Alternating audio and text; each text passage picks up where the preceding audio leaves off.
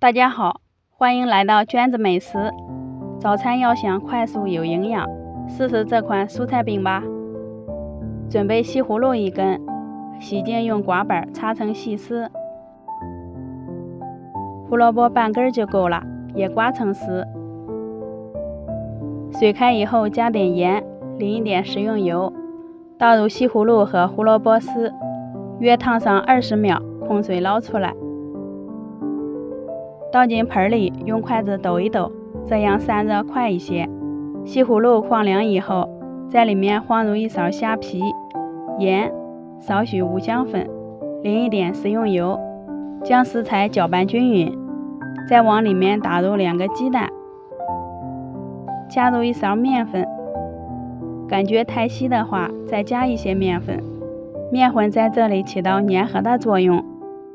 搅拌到像这样黏糊糊的状态就可以了。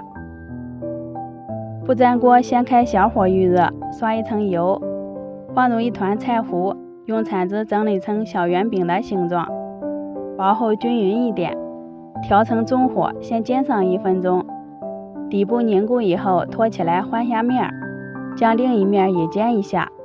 这个蔬菜饼特别好熟，煎至2面金黄就可以出锅了。